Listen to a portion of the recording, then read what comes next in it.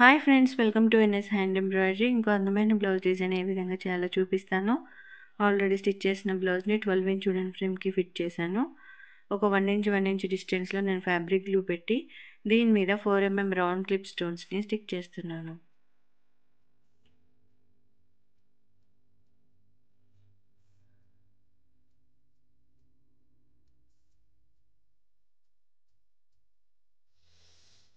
తర్వాత ఆల్టర్నేటివ్గా round shape kundan చుట్టూ 4 ఐ షేప్లో ఉన్న క్లిప్ స్టోన్స్ని స్టిక్ చేసుకోవాలి.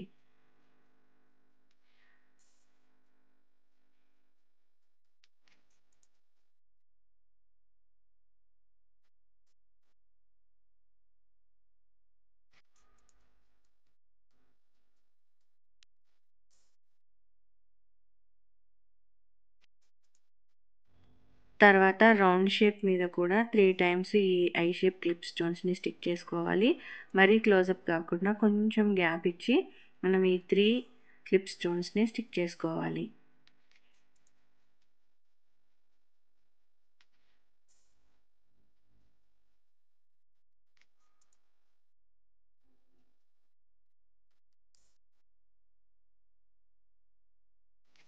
ఇవి 15 to 20 minutes డ్రై అయిన తర్వాత normal needle number 1 anchor thread 2 lines తీసుకున్నాను. 2 రౌండ్స్ తిప్పి ఈ రౌండ్ కుందన్ చుట్టూ మనం ఫ్రెంచ్ నాట్స్ అనేవి వేసుకోవాలి. దీని చుట్టూ ఒక 6 ఫ్రెంచ్ నాట్స్ వేసుకోవాలి.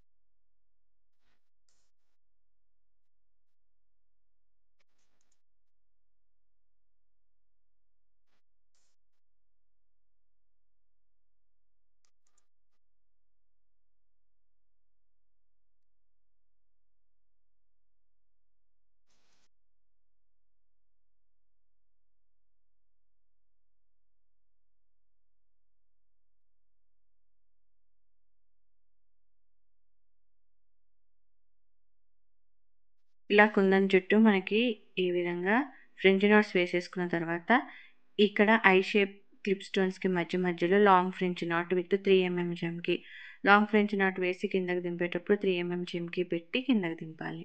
ఈ విధంగా క్లిప్ స్టోన్స్ మధ్యలో మనం long French NATS with 3 mm జమ్కి అనేవి స్టిచ్ చేసుకోవాలి.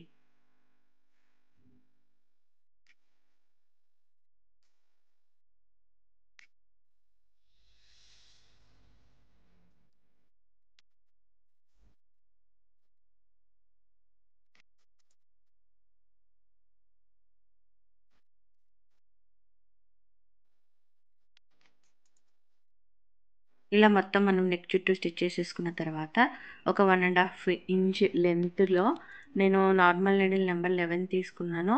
Pink colour thread, pink colour sari కాబట్టి పింక్ కలర్ కట్ బీడ్స్ని అక్కడక్కడ సింగిల్ బీడ్ లాగా జస్ట్ పైనుంచి తీసుకుని కిందకి దింపేయడమే.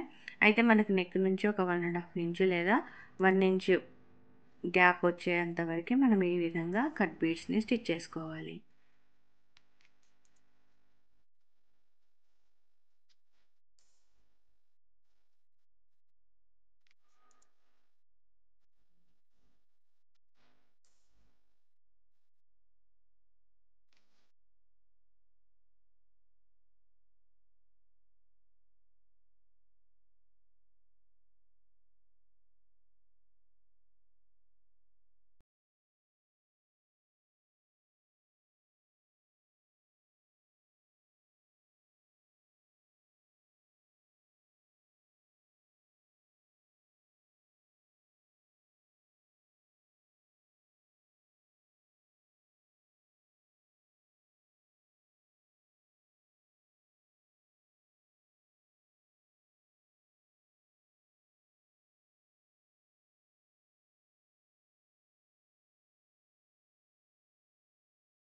సేమ్ ప్యాటర్న్ని ఫాలో అయిపోతూ మొత్తం స్టిచ్ చేసేసుకున్నాం అనుకోండి, చాలా అందమైన బ్లౌజ్ డిజైన్ నార్మల్ నీడిల్తో ఆల్రెడీ స్టిచ్ చేసిన బ్లౌజ్ మీద ఈ విధంగా రెడీ అయిపోతుంది.